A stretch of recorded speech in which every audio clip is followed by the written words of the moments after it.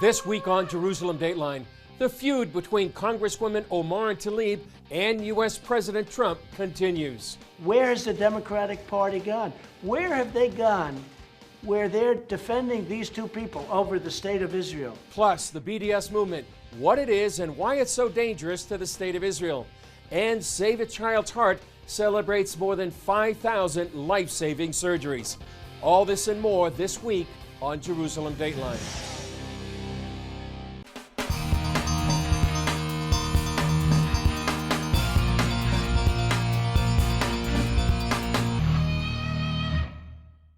Hello and welcome to this edition of Jerusalem Dateline. I'm Chris Mitchell. Israeli President Reuven Rivlin expressed shock following a terror attack on a family swimming in a natural spring near a West Bank community. 17-year-old Rina Schnurb died in the attack, while her father, Rabbi Eitan, and brother Devere were seriously injured and fighting for their lives. Rivlin tweeted, "My prayers are with the family and for the recovery of those injured. This was a despicable attack against innocent people going about their daily lives in peace." Israeli Prime Minister Benjamin Netanyahu added his condolences, promised to continue to strengthen settlement and deepen Jewish roots in the land, and apprehend the terrorists. Outside of Israel, there's escalating tension between the Iranian regime and the United States of America, and much of it revolves around key waterways in the Mediterranean Sea and the Persian Gulf. Here's Gabe LaMonica with more. The Iranian supertanker seen here is central to the latest diplomatic dispute between the U.S. and Iran. Departing Gibraltar this week after a month-long detention by the U.K., the U.S. is authorizing the seizure of the supertanker for breaching U.S. sanctions. After its release, the ship changed its name and is now believed to be leased by the Iran Revolutionary Guard, which the U.S. labels a terror group. At issue, whether the ship, which is believed to be carrying some 2.1 million barrels of crude oil, makes it to Syria. Now in international waters, Secretary of State Mike Pompeo issued a warning Tuesday to any country assisting the ship. We want to deny them the resources to continue their horrific terror campaign all across the world. That's the rationale for preventing a ship that's loaded with crude oil arriving in Syria. The president insisted Wednesday that U.S. sanctions against Iran are working. Iran is a very far weakened nation right now. Iranian Foreign Minister Javad Zarif told NBC News negotiations are still on the table. I'm not ruling out talks. What I'm saying is that talks should be based on mutual respect. With tensions high, these U.S. Navy Special Forces paratroopers dropping from the sky trained for the recovery of a hijacked ship. The joint U.S.-Israeli military exercise last week comes as the U.S. is planning a mission to protect shipping in the Strait of Hormuz. Most of the violence, terror, and chaos engulfing the region leads back to one place, to Tehran. Speaking at the UN, Israeli Ambassador Danny Danon said Iran was the greatest threat to peace and security in the region. Behind closed doors, many of the ambassadors and leaders freely admit this fact. Gabe LaMonica, CBN News, Washington. President Trump caused a firestorm of controversy when he criticized Jews who support the Democratic Party, accusing them of disloyalty to Israel. Was it, as some alleged, anti-Semitism, or was it a point that needed to be made? Dale Hurd has more. It all started with this comment. In my opinion, you vote for a Democrat, you're being very disloyal to Jewish people, and you're being very disloyal to Israel. And only weak people would say anything other than that. And that outraged some American Jewish leaders. I will be exactly clear on what that was: anti-Semitism. The charge of disloyalty or dual loyalty has been used against Jews for thousands of years. 75 to 80% of the American Jewish community regularly vote for the Democratic Party and oppose Trump, and calling the vast majority of that community disloyal and unintelligent is a disgraceful smear. But the president doubled down. Isn't that anti-Semitic? No. It's only in your head. It's only anti-Semitic in your head. President Trump has raised a strange contradiction. Why do so many Jews still support the left when it has largely turned against Israel? And why are so many American Jews still Democrats when some allege the party has been infected with anti-Semitism? This store owner in Jerusalem says Trump is right, 1,000,000%. The Democrats are not loyal. They were always against us, against the people, against the country, against Israel. They brought us Clinton and Obama. And what did Obama do? Only trouble. And this Israeli says, if Trump said it, in my opinion, I agree with him 100%. This week, Trump was dubbed the King of Israel on social media because he has supported Israel more than any other American president. His daughter and son-in-law are Jewish, so it's an awfully long stretch for liberals or even Jewish leaders to say that Trump is anti-Semitic. I think they enjoy this because they feel that it distracts from them defending Rashida Tlaib, Ilhan Omar. The truth is, the president stands up for American Jews. He stands up for Jews around the world. He's been a great friend to our community and to Israel. The Jerusalem Post took American Jewish Democrats to task, saying in a commentary, much of the hostility to Israel within the Democratic Party can be attributed to the passiveness of non-Orthodox American Jews. Many of these consider support for social radicalism to be a far higher priority than support for Israel. Up next, hear from one of Israel's most influential voices on social media about the current controversy.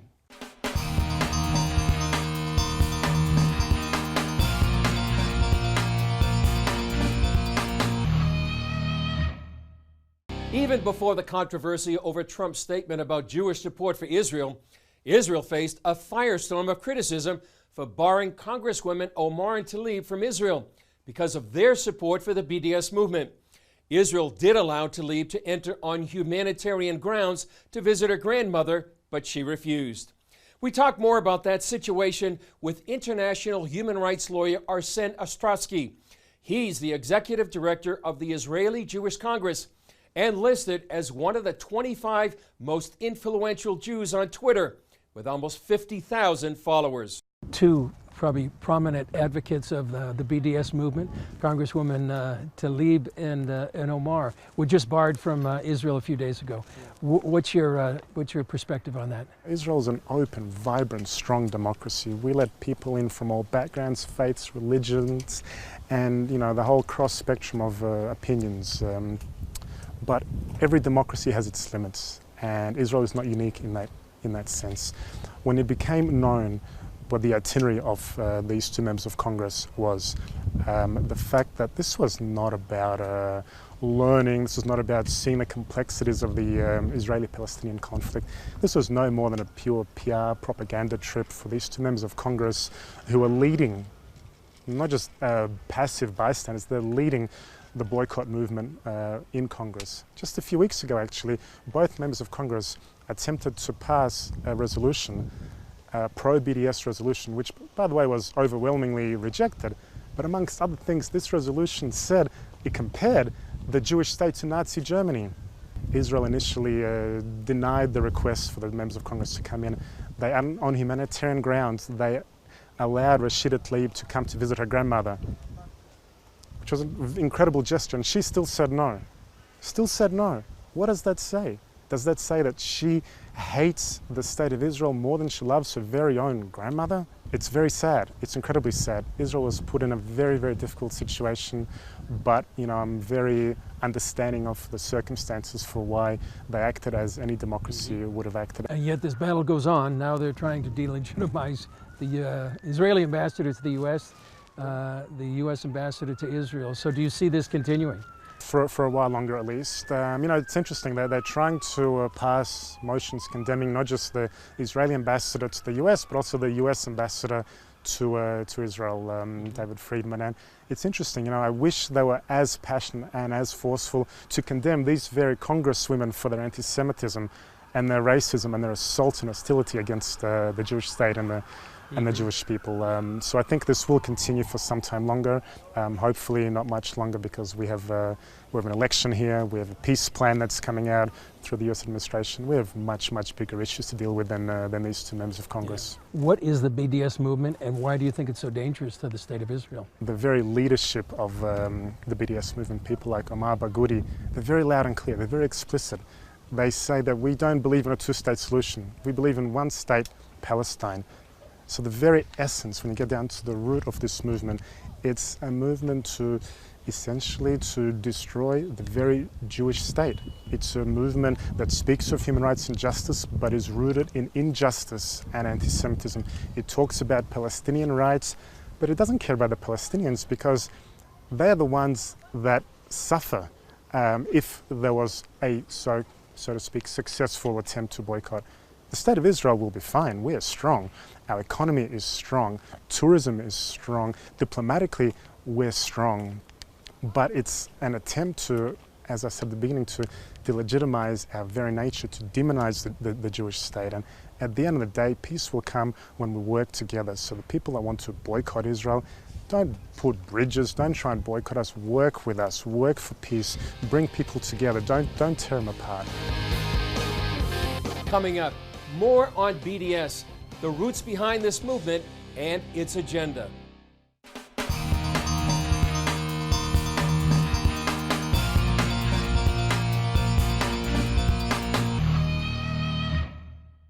It's one of the most powerful anti-Israel movements in the world today, the BDS movement. That stands for Boycott, Divestment, and Sanctions. It's very well funded, and it's spreading across college campuses in the U.S. Again, here's Dale Hurd with that story. BDS activists will tell you they're only defending the rights of Palestinians. But when they chant from the river to the sea, they're calling for the complete destruction of Israel. Our movement, the BDS movement, the Palestine Solidarity Movement, is finally starting to reframe the conversation, and that's why they're so afraid. The BDS movement is growing and has become a force on more and more college campuses. It is aimed at only one nation, the only democracy in the Middle East. No other country, just Israel.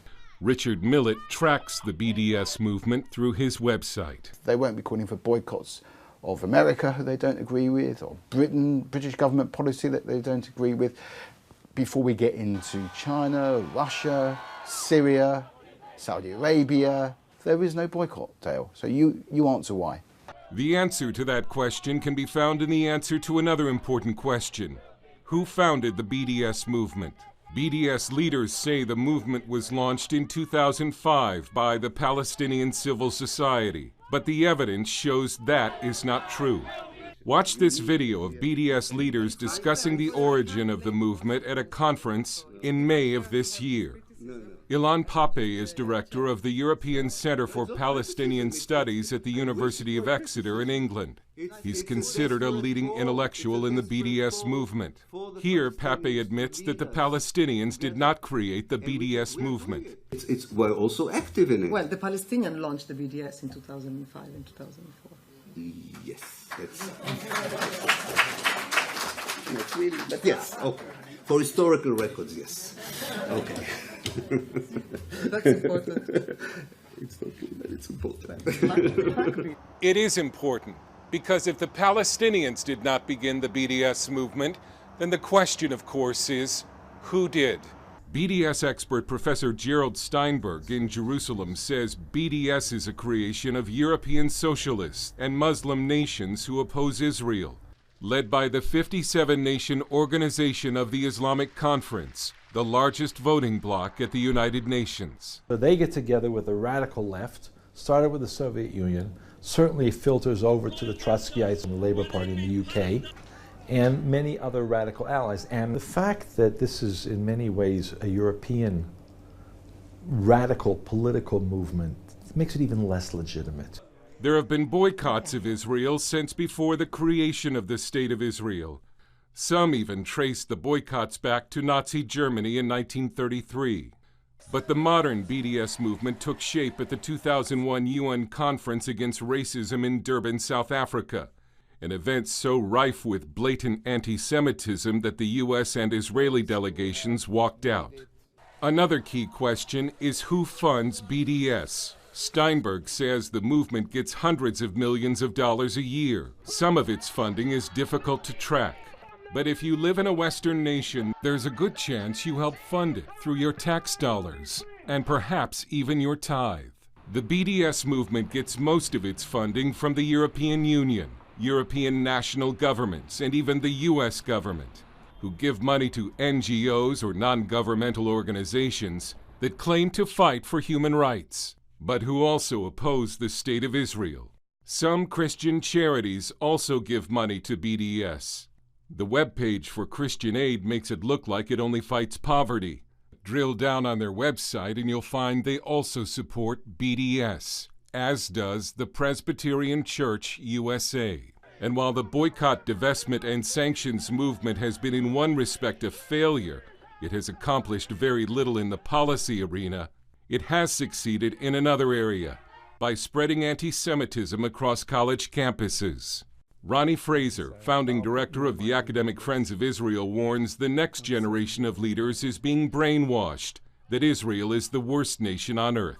Students are being fed a diet of Israel is a racist state, Israel is a Zionist state, Israel equals the Nazis. We support the Intifada! With massive funding behind it, BDS is turning people against Israel and creating a generation of leaders who may someday try to carry out what some have said is the real goal of the BDS movement, the elimination of the State of Israel. Up next, Save a Child's Heart, something you might not know, how the Jewish state is healing hearts and lives throughout the Middle East and the world.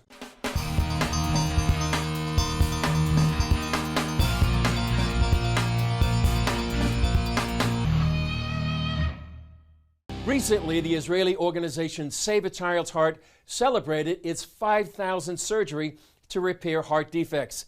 These life-saving surgeries have saved thousands of children's lives and many times changed the heart and minds of those who might have once seen Israel as their enemy.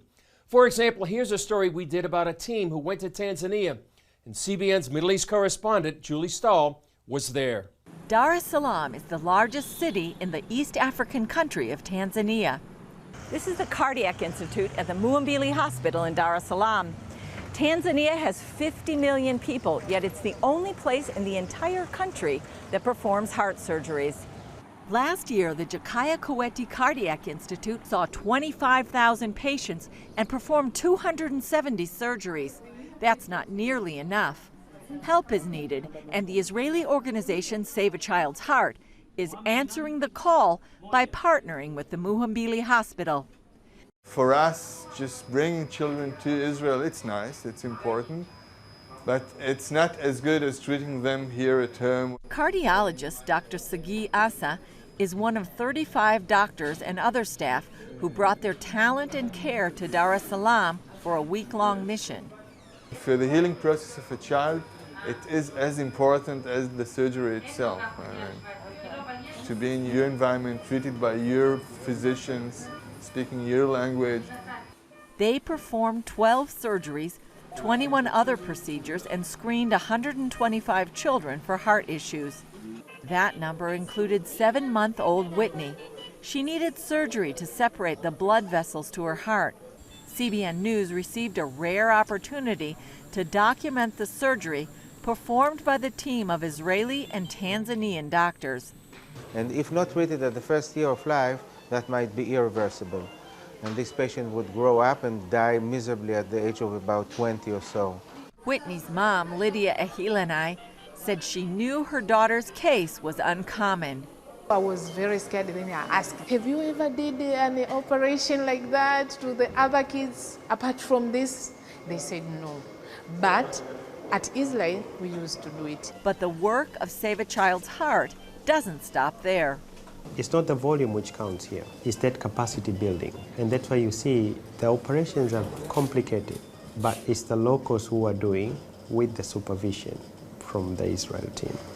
Professor Mohammed Janabi, director of the Cardiac Institute, knows it's an uphill task. Because these operations, by our own, nobody could have tried to touch those kids. Having him coming here, and for the first time, we did it together here, so that, well, I'm hoping that the next case I'll be able to do it by myself. Dr. Godwin Godfrey trained in Israel for 5 years. That helped prepare him for a busy schedule when he returned to Tanzania. I'm the only one who specializes in pediatric cardiac surgery department, but I have some help from other cardiac surgeons who specialize like in adults and vascular. head surgeon of Save a Child's Heart, Dr. Lior Sasson, mentored Godfrey. I'm very proud because now he assisted me, but in many other cases he did it by himself. What we're looking at is the fruits and the results of a long training program in Israel, where Israeli doctors have been training their colleagues from Tanzania. Missions like this, he said, bring the Tanzanian team closer to becoming independent. Until a year ago, Tanzanian children in need of heart surgery could not be treated inland. The only opportunities were through surgery either in India or in Israel. This partnership is also giving both Israel and Tanzania an opportunity to take on negative perceptions. Randy Weiss recruits volunteers and spends a lot of time keeping the children happy. She hopes the good work done here and other places will help get the word out, not only about this organization, but Israel as well. There's so much negativity associated with Israel, and especially any kind of news that comes out of Israel, and people tend to ignore all these wonderful things. Missions like these can help tip the scales. I can guarantee you that their image of Israel changed after their child or their children received surgery. Such was the case for this Muslim dad. I love Israel because he rescued my son's life. Give me 5. He's so good. And that says it all. Well, Save a Child's Heart is one way Israel continues to be a light to the nations. That's all for this edition of Jerusalem Dateline. Thanks for joining us. Remember, you can follow us on Facebook, Twitter, Instagram, and YouTube. I'm Chris Mitchell. We'll see you next time on Jerusalem Dateline.